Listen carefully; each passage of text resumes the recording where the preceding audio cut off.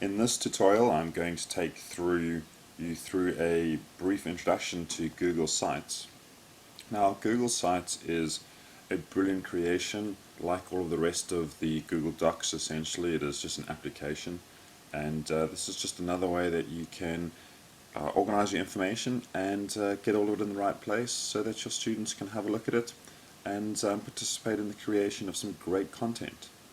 And so first of all, what you're going to do, instead of clicking the create on the left hand side here, you're going to go all the way across and you can find your Google Drive, or essentially Google Apps icon. You can click on it, you're going to go down to sites, and it's going to take you into this particular page.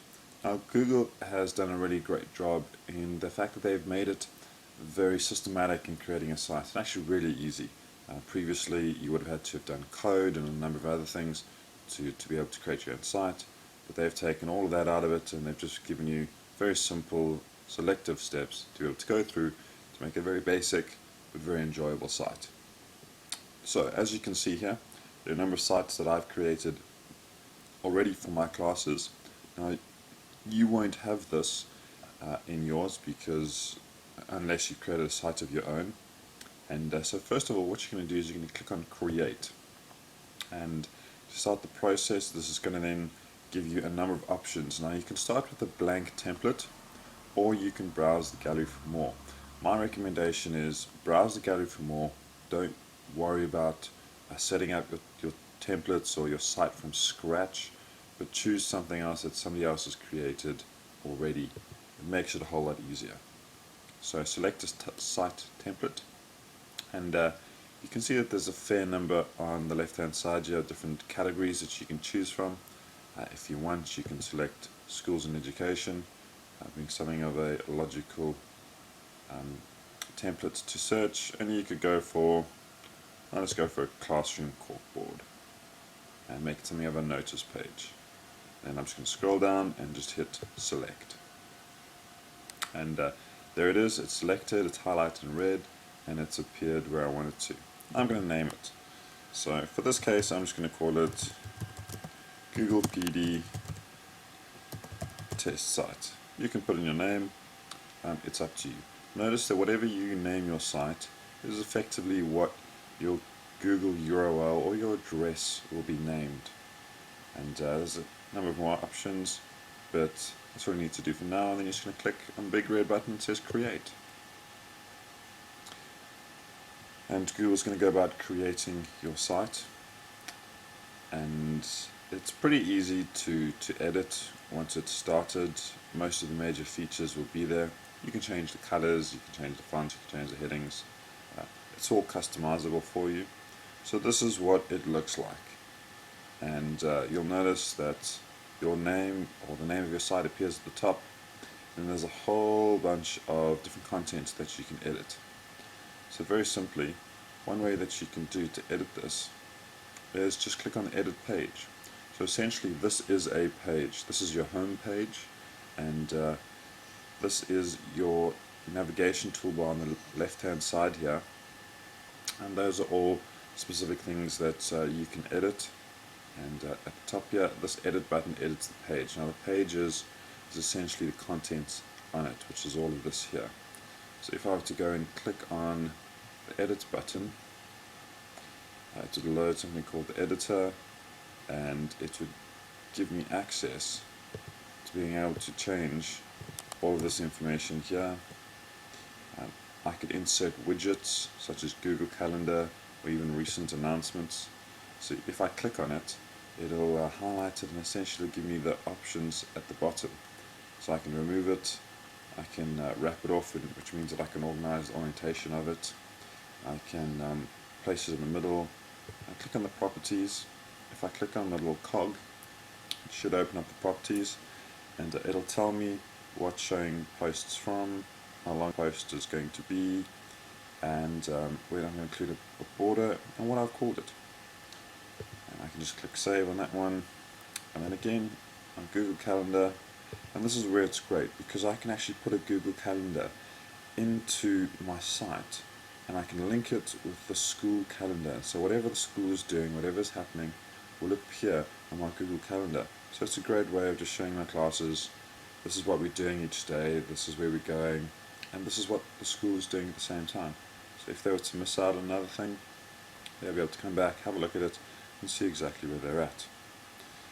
So you'll notice there's a number of customizable things here, and I can just click on display another calendar, and it'll bring this up. Now these are a fair number of other calendars. You can see some of the calendars I've actually created already. I've gone and created these specifically for my classes, but the one that I'm going to choose, I'm going to click on AC Staff, and that is the calendar that the staff sees. So I'm just going to click on that, and I'm going to click on this drop down menu here because I don't want to see US holidays. And then I'm going to click, I'm just going to change the name and just say here calendar. I'm going to click on save. And so that's going to be effectively the staff calendar that's going to come up there. I can change the calendar as much as I want. So if I were to click on this image, I would be able to change it, and by choosing any number of these particular tabs down here, and you can go play around with that. You can just drag the image in. The important thing is, once you've edited your page as much as you want, you've changed your writing, you said something like this, and you've given a blurb to your site or your particular page, just hit save. And you'll notice here that all of that changes, and you will get a calendar, and you can change the way the calendar arrives or is viewed, and then all of the stuff will be there which you can edit. Now you'll notice that this particular widget here, stuff of interest, right, brings in posts from somewhere else, and you can see it on the left hand side in the toolbars here, and again that's information that you can change.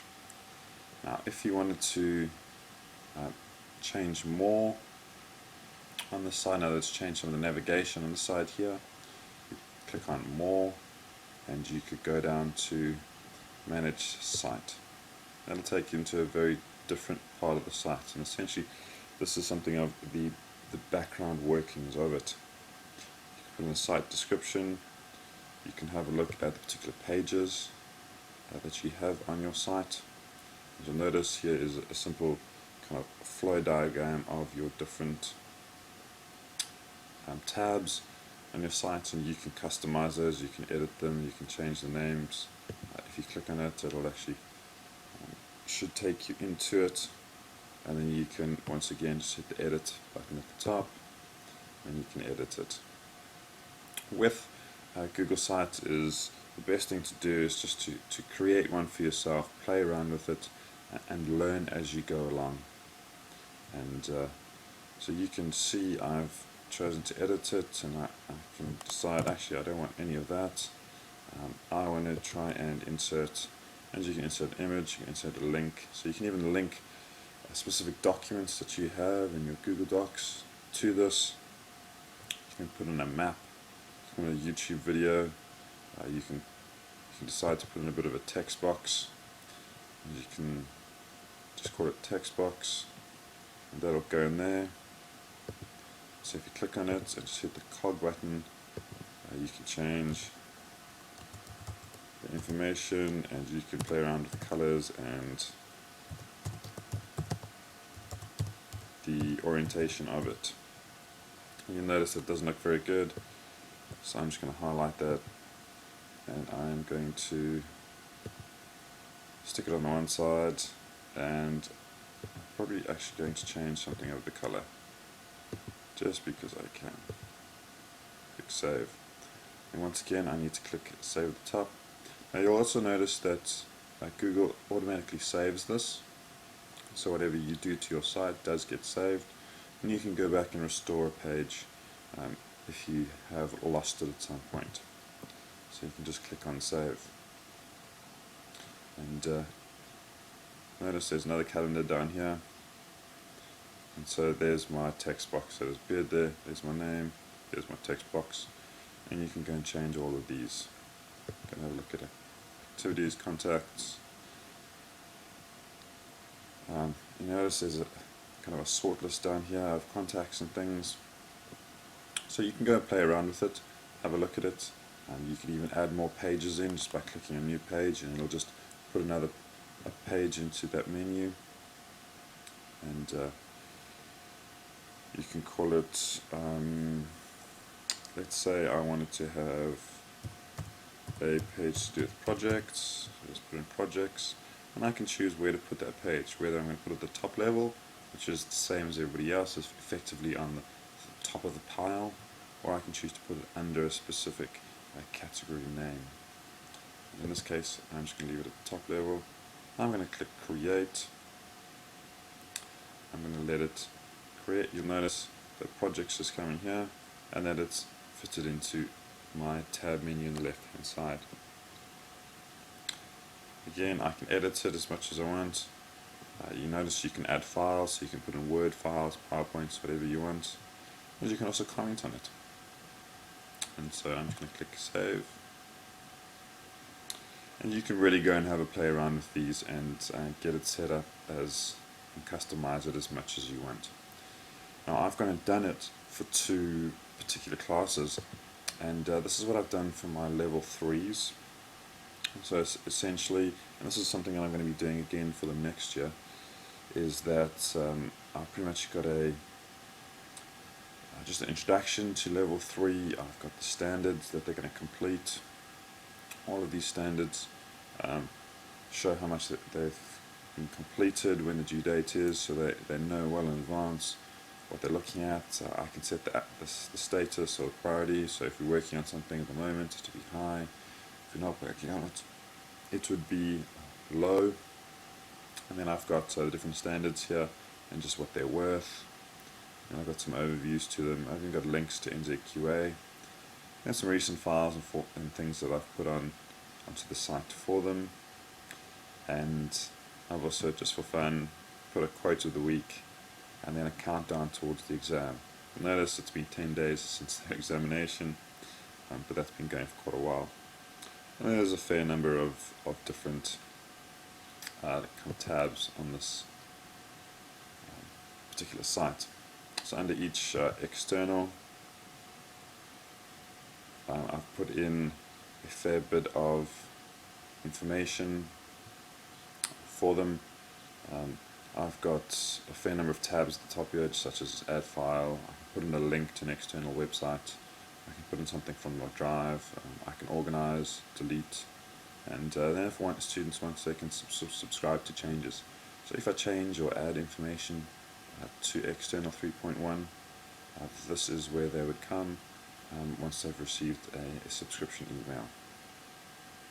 And they can also ask me different questions if necessary, and they can just add an item and the question will go in there, and I can respond to it because it sends an email to me.